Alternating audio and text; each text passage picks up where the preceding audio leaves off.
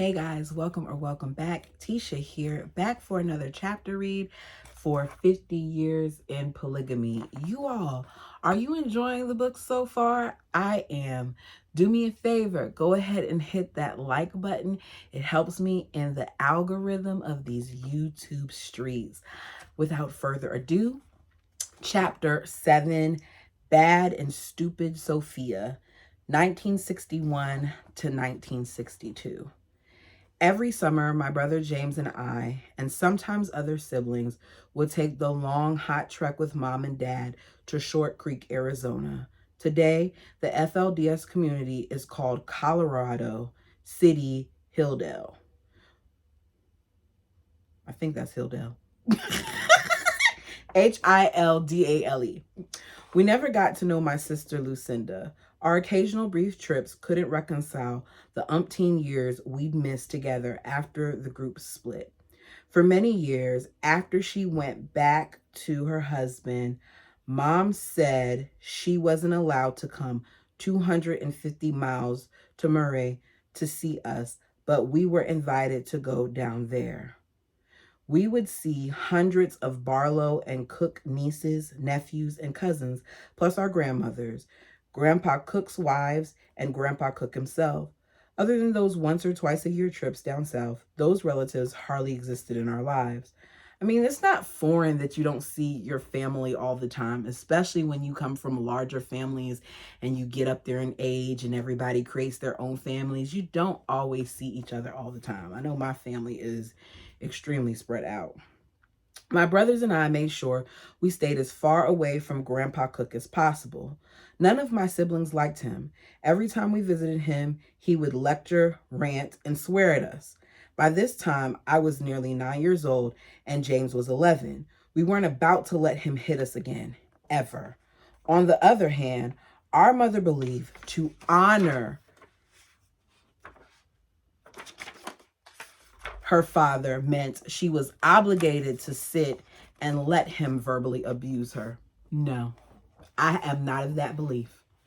She called it visiting. Grandpa would tell her she should make her children come sit down and listen to his sermons so we wouldn't go to hell with her and Dad. What? You're sitting and you're cursing out them, but you're trying to tell them about their salvation. Okay, that's just genius. But as soon as he started his preaching, we were out of there. He lectured Mom on everything. It was either those evil-houred men who were acting on behalf of the devil, or what a terrible, dishonorable daughter she was to not be following the true prophet Leroy Johnson. How can you follow Rulon Alred, Grandpa Cook would yell. He has an evil spirit to be doing what he's doing and what he's done. If Mom tried to defend herself or her opinions, Grandpa's belligerent voice just got louder.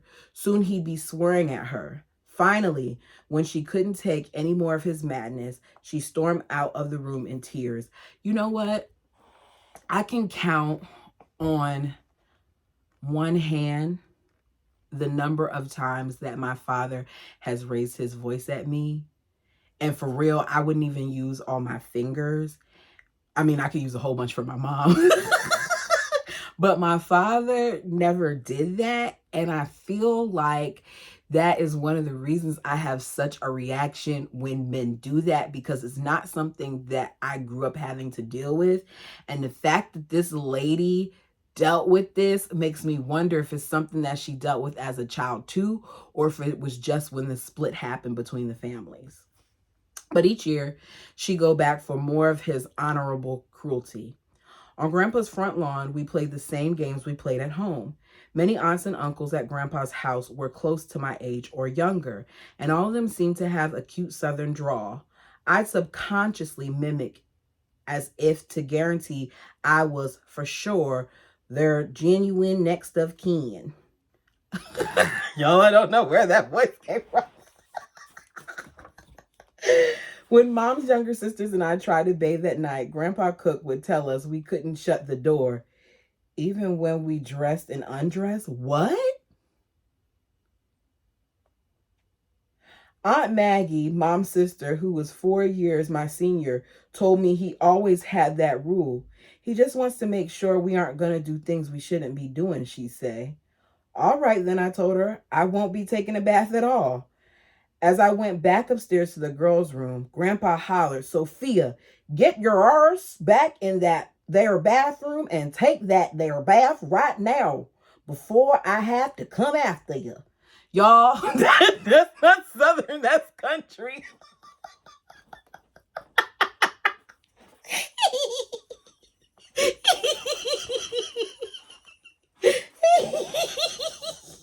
I know y'all are like, what? But for real, the words are spelled. Before is Befur. Uh Get is GIT. So I'm trying. But he was too old to come after me. Just try, Grandpa, I'd say under my breath while I kept climbing the stairs as if I hadn't heard him. The next morning, when I tiptoed barefoot down the stairs to get to the bathroom, I was startled to see Grandpa sitting on the sofa, wide awake. Sophia, he barked, just as I saw his face. Get back up them stairs and cover your damn ankles. He was the only living grandparent we had, and he treated us like trash.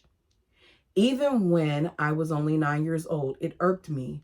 All of the women and girls in Colorado City looked like clones, with their hair all done up in buns or braids with the same identical distinct short creek waves, swooped up and down, then draped across the sides of their foreheads.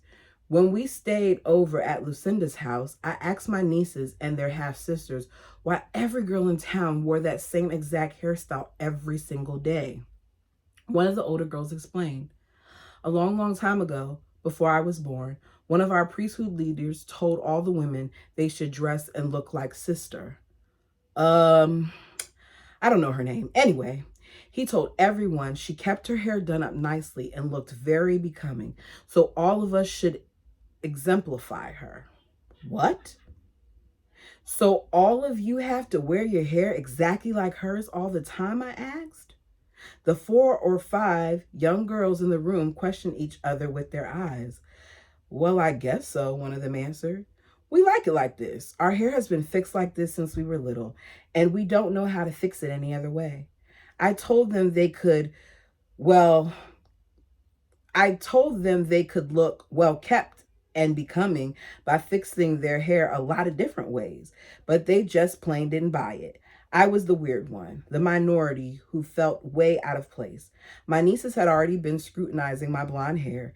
It was parted in the middle and had grown near the middle of my back. Do you ever fix your hair any other way? My nieces wanted to know.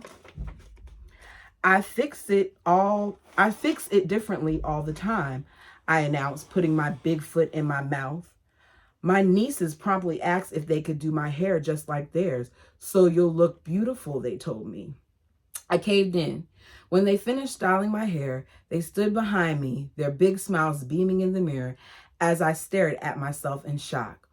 Oh, Sophia, you should wear your hair like this all the time. You look so sweet.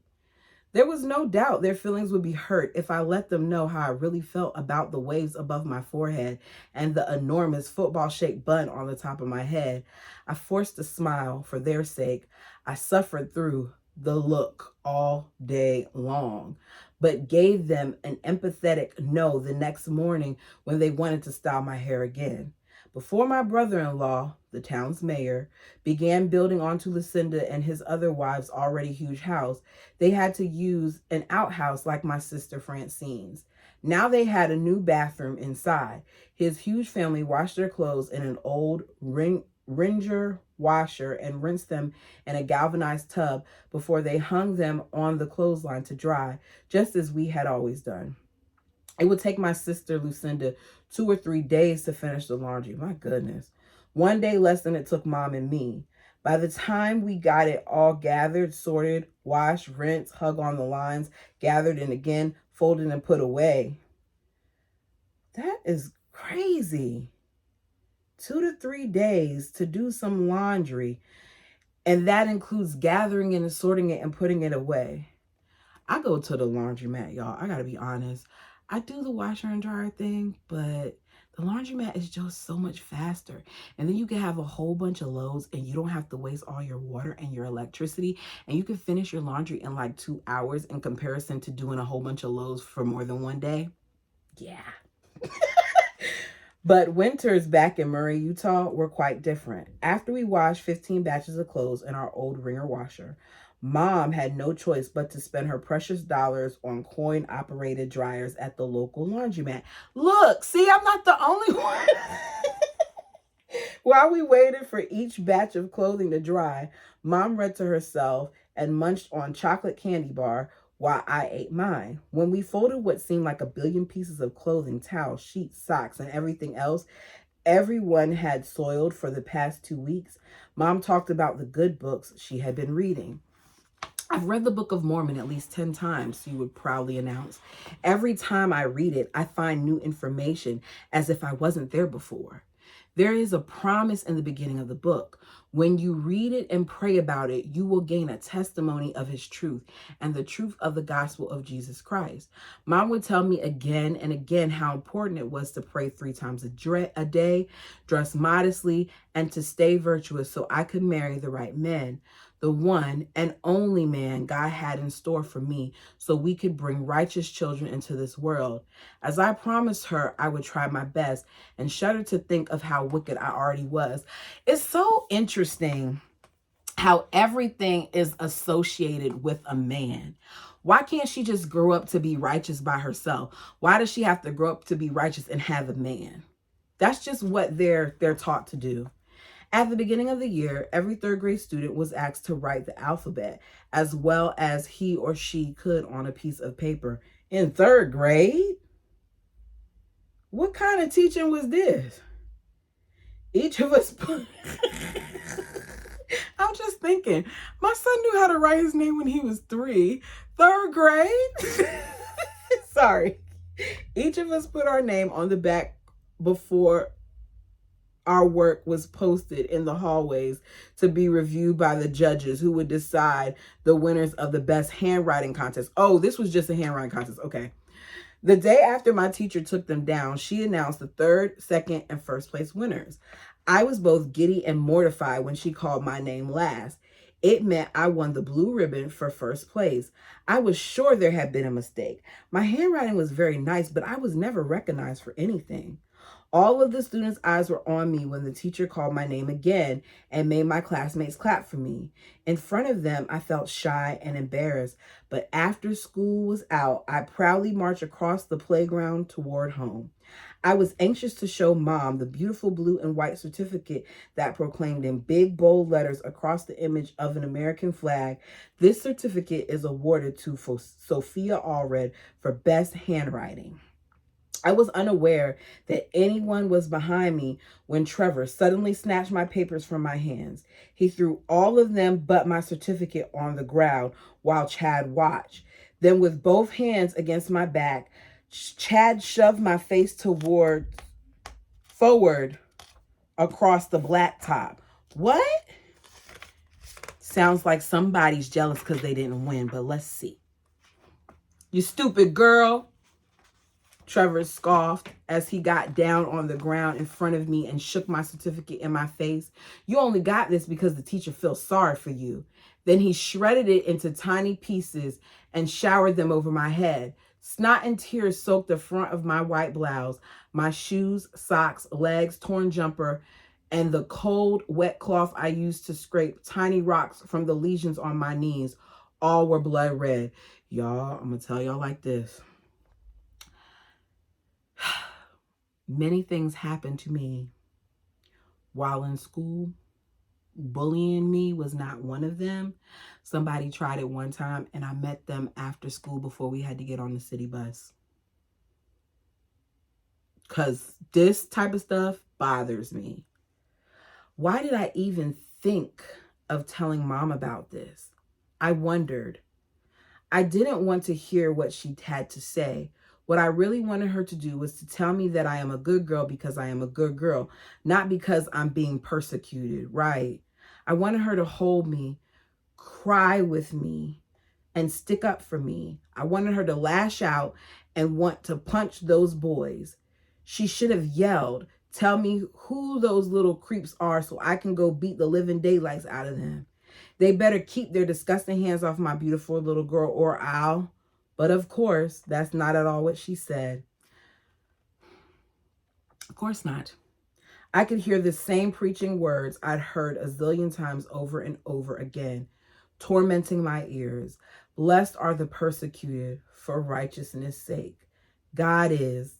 God is mean and dishonest. I wanted to scream at her. He never keeps his promises. He didn't let me walk on water when I had the faith he promised. He made me stupid. He takes all of my friends away and he makes you sad. He lets Aunt Eleanor and her kids have everything they want. He didn't stop Marianne from pounding on my brothers, and he let the doctor and Rick, but I couldn't go there. I screamed out 1,000 sorrows as loud as I could, all inside my head, so I couldn't hear my mother preach to me anymore. You know, as old as I am, I don't like hearing that too. And here's the funny thing. The funny thing is I'm a believer, but sometimes you just don't want the Bible or religious doctrine to be preached at you. You just want somebody to be human for a moment and empathize with what you're going through. And when you're lectured, it makes it worse. So I can only imagine being, I think she said she was 8 years old and having that happen. And your mom is lecturing you like you did something wrong when all you did was sit there and cry. She must have heard me wheezing and gasping for air, felt my body shaking next to hers. She saw my swollen, wretched face, but she couldn't see me. With her arm around me, Mom thought she was comforting me as she sermonized. And those who endure to the end for righteous sake shall inherit the kingdom of God. You see, Sophia, he loves you because you're such a good girl. He just wants to. I wanted to push my hand over her mouth to make her shut up. Can't you hear me, Mom? I was pleading inside. I don't want to hear what God wants anymore. Not now, not ever. Of course, I didn't touch her mouth or shout at her. I never do that. I never did tell her what I wanted, what I didn't want, what I needed, or who I was. And she never asked. One day after school, while we were waiting for everyone to gather for a game of 5-step on the soccer field, my cousin told me about a girl who believed the same way we did and lived in the subdivision behind Aunt Beth's house. The petite blonde could have passed for my sister if I hadn't been so much taller than her. Anne was very nice and invited my cousin and me into her house. When she opened the front door, my cousin followed her right through the front room and into the kitchen, but I couldn't move. The door handle seemed glued to my hand. I was frozen with fear, while 5 or 6 pairs of male eyes focused on my blushing face. And finally came back to see what happened to me and introduced me to several of her handsome brothers. Oh my goodness, y'all, my stomach just dropped because the girl done been through so much. I thought she was about to get assaulted again. Whew, Jesus. She fixed us each a jam sandwich. Then we went downstairs to find something to do. Anne asked her thin, dark-haired, nearly 18-year-old brother Mark if we could borrow his Monopoly game. No way, he teased. I don't loan my games to ugly little girls like you. Then he smiled. Of course you can. You can use my games anytime you want. I thought Mark was one of the nicest guys I ever met. Who would have known then we'd spend more than 33 years of our lives together? Oh, wow. By the middle of 3rd grade, I discovered the extent of our polygamous notoriety. Unless the kids in our elementary, middle, and high schools were totally aloof or brand new to the area, they knew who the Plig kids were and where we lived. There were well over 100 of us. At least 12 families on our block practiced plural marriage. We referred to our half-brothers and half-sisters as cousins. If the children's mother wasn't the first and legal wife, most carried their mother's maiden names. The kids outside of polygamy already knew, or were rapidly realizing from others, just which Plig kids they could tease and ridicule, whom they accepted or pretended to, and which ones they shouldn't mess with. Though I couldn't wait to be in 3rd grade the previous summer, by mid-year I hated school. Still, I showed up just in time every day. My teacher demanded I pay more attention and stop daydreaming. I didn't fit in at all. One day, when I didn't know the answers again, the kids started making sarcastic comments. My teacher didn't even attempt to stop them from ridiculing me for my mistakes, my clothes, and my two big, ugly, black, masculine-looking shoes. Dad insisted are the best shoes ever made and will last until next year before you grow out of them. All around me, the kids in my class taunted, "Plig, plig, plig." I was always hungry, tired, and worried, especially at school where I had to hold still. I felt all alone in an unsafe world. There was always one thing or another to be anxious about: Mom's unhappiness, my loneliness, self-hate, and Rick haunting me again. I worried almost constantly my family might have to leave and go into hiding again. Will I be ready, standing in holy places when the earth comes to an end? My whole family will probably be chosen and called to be saved, but not me. I'll be left behind. I feared every day would be the day God, according to my parents and our ancestors, destroyed the wicked with fire and earthquakes, and only the righteous people would be saved or lifted up. My teacher nagged me to master my addition and subtraction facts. She required everyone to recite the answers in front of the whole class. The few times I dare think I had them mastered, some 54 eyes stared me down as the other students waited to harass me when I messed up. I always did. The reading and the math charts posted around the room were proof to me and the others of my ignorance. Sophia Allred was the bottom at all of them. I was in the lowest reading group and couldn't get one good grade on a spelling test. The more I tried, the more stupid I felt. Oh, poor thing. The more stupid I felt, the less I tried. So one day, I decided to quit trying. All I really wanted to do was fly away. Please, God, please let me fly, I prayed. At the very least, let me out of the school doors so I can run and soar under the beautiful blue sky. I'd beg and pleaded and begged Mom some more. Don't make me stay overnight at Aunt Marian's house. I can go home to sleep or stay somewhere else, I'd say. But I couldn't give her a plausible excuse, and she said there wasn't anyone else for me to stay with while she worked the graveyard shifts at Cottonwood Stake Maternity Hospital. I thought I had no choice but to stay at Aunt Marianne's 2 or 3 times a week. Oh, great. Back to this boy that keeps assaulting her. Rick had begun molesting me again. These times weren't nearly as terrifying. I convinced myself with Marianne's 2 girls, 2 boys, and me all in one tiny bedroom, he didn't dare risk going as far. He'd sneak in during the middle of the night. If I could sleep, he'd wake me up, reach under the covers and slip my panties aside or down, then fondle me while he manipulated himself. During the day, Rick's gaze and actions were tormenting. He let me know in no uncertain terms he wielded the sword of power. If I didn't sleep on the outside of the bed, if I wriggled away from his reach, and if I didn't hold still, he'd lift the blade higher next day. I wonder what she saw as the blade. Oh, that's it. We finished that chapter fast. I halfway want to keep going, but I don't know.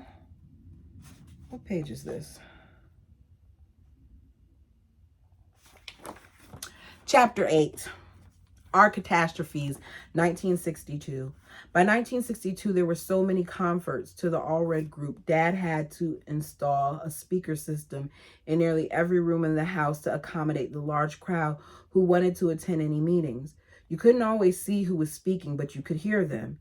Every Saturday, it was my job to clean the house. It was still my brother, Daryl's job, to set up chairs. He also put 2 large pitchers of water, a couple loaves of Mom's homemade bread, and her best sacrament plates on a small table near the front of the room. Then he would neatly cover all of them with beautiful white linen cloth. During the meeting, the young priest would kneel in front of the table and say the sacrament prayer on the bread. Then they break the loaves of bread into small pieces and place them on 4 plates. Each one held his left arm behind his back while he offered each person in the house a small piece of bread. Since I've been baptized, I, like the other kids, could participate in this ordinance. With our right hand, we take one piece of bread, which represented Jesus' body, while we chewed it. we were to contemplate the sacrifice he made for us and what we would do with our lives to be worthy of his offerings. Then the water was blessed in the same manner and served to each person in the glass. We were to think of the blood of Jesus and how he spilled it freely to pay for our sins. We were told we wouldn't become ill from the germs passed from mouth to mouth on the edge of the glass because the water had been blessed. No, thank you. But it still concerned me to take a sip of water from the same glass others had. Especially bothered me if John Thomas, Gregory Maynard, or my cousin Craig, all the men I couldn't tolerate, had taken their swallow from the glass before it got to me. One Sunday morning, when one of my cousins came over, I was still in bed. She wanted to know why I wasn't ready for Sunday school. I have morning sickness, I told her. No, she don't. No, you don't, she retorted. Yes, I do, I insisted. No, you don't, Sophia, she yelled. I do too, I screamed back at her. It's morning and I'm sick. So I'm not going to Sunday school today, okay? The more she laughed, the more offended I felt. She didn't believe me. Finally, she explained. When a lady says she has morning sickness, it means she's pregnant and going to have a baby. The representation of my 10-year-old naivety was so embarrassing to me, I nearly cried. Fourth grade was even worse. Whenever my teacher asked me questions, I didn't know the answers. Most of the time, I didn't even understand what she asked me. Everything on my mind was how hungry I felt, and when school would be out, so I could run home and fix some bread and milk with honey all over it. One day at school, we heard what sounded like an explosion. Within a few seconds, our desk began to vibrate in front of us. My teacher said, "Get under your desk." I watched her climb under hers and heard her yell again, "Hurry, class, get under your desk." But my hands were frozen and wouldn't dislodge from the sides of my desk. Even as I quivered back and forth, the window panel stretched across the length of our whole classroom rumbled and began to crack. We screamed.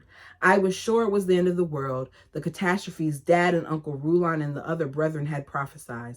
There wasn't one protective angel in that classroom to watch over me, and it had never felt like holy ground. The thundering sound carried on for minutes. It seemed like a war inside my head didn't stop when the earthquake subsided.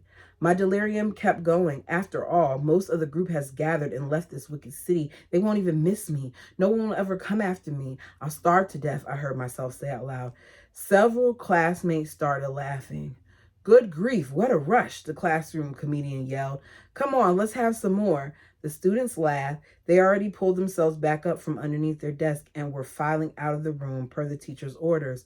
Come on, hurry up, kids, quickly now. Line up by the door fast. Come on, kids, move faster, she demanded. Then I felt her hands on top of mine, prying my clenched fist from my desk. She smacked my arms and shoulders. Get up now, Sophia, she yelled. I know you can hear me. Why in the world are you just sitting there? Okay, I get that she was supposed to move and all those other things, but obviously she wasn't sitting there on purpose and the girl was panicked. As if I had come back to life, I noticed my heart pounding. The world hadn't come to an end after all. My thumping heart reassured me I was still well and alive. Some of the kids looked back to snicker at me, while I noticed Jeannie's eyes reflected sadness and concern. God stopped the destruction of the earth this time, but that earthquake must have been one of his tests and warnings I've been told about all my life. I have to be a better girl from now on. Jeannie, the new girl in our class, was black-haired, brown-eyed beauty, as they say. I'd stare at her and wonder where she came from. On my way home another day, I saw her walk toward a big brown house at the top of our street, catty corner from our school. When I said hello to her, she invited me in for some snacks. When she asked me if I was going to church, I told her, no, I don't go to church.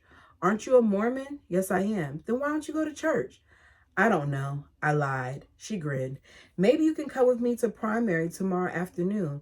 I'll ask if I can. I fibbed again, trying to act normal. I didn't have to ask anyone. There wasn't one person who would even know I was gone. The next day, we walked up the street from Jenny's house to the LDS meeting house. When I walked into the building where most of the kids in our school attended church meetings, I was amazed. It's huge and pretty, I said, sorely wishing we had a church building like theirs. In Jeannie's primary class, the teacher started her Bible lesson about the Tower of Babel. When I correctly answered several of her questions, she asked me again who I was. Sophia Allred, I said. And where did you say You live, she asked. Did you say you are a Mormon, but you don't attend church? How is it you know so much about these stories? I told her my mom and dad were too busy to go to church, but they read to me and told me stories in the Bible and the Book of Mormon. And we had Sunday school in our house every week. I was pretty good at this by then. Even so, I felt queasy every time I had to make up one story to cover another. On our way out the door, the primary teacher told me to be sure to come back next week. Jeannie touched my hand and beamed, saying, I can tell we're going to be best friends. For nearly a week, I was in my glory. After school, Jeannie and I drew pictures, watched television, and played Parcheesi. Her mother prepared the most delicious snacks I'd ever eaten and treated me royally. Feeling a little bit like a normal kid was exciting and wonderful. I was ecstatic to be going to primary like the rest of the kids near our neighborhood. All my life, I heard good things about the LDS Church. I grew up with the same scripture lessons and beliefs. I've been taught the same Mormon values and principles as my peers on the outside had been learning. Dad said the main difference between us and the LDS Church is we believed in the fullness of the gospel. He frequently affirmed his love and respect for the LDS Church, as well as the laws of the land, unless, of course, they violated the laws of God. He admonished us to adhere to those same ideals. As soon as Jeannie and I entered the classroom the next week, the primary teacher took me aside. I am so sorry, Sophia, but I can't allow you to stay. She removed Jeannie's hand from mine and guided her to a nearby chair, then returned to me. Our bishop said you can't come to this church anymore because of your parents. They are breaking the law and are apostates. I didn't even know what an apostate was, but once again, I knew the overwhelming feeling of being discarded. Across the street at McMillan Elementary School, I sat on the cold concrete stairs leading down to the playground and tried not to cry. More than anything, I was angry at myself for caring, for wishing, and for hoping to feel normal and accepted. Like the other short-lived friends who came and went in my life, Jeannie would never be my friend again. It's so unfortunate that this happens and still happens, that adults are able to determine whether or not children should be accepted just because their parents may have a different belief system. Now, don't get me wrong. I get it that in some instances that matters, but all this little girl wanted to do was learn more about God and have a friend. I was dispensable and replaceable. Why should they care anyway, I thought. Something really is wrong with me. I am stupid, bad, ugly, and fat. While crying nearly all the way home, my soul again reminded me to keep going, reassuring me I really was a good person. And that is the end of chapter 8. These 2 chapters were short. They're getting loud outside of me, so I'm going to go ahead and stop here. Thanks for joining me. Until next time.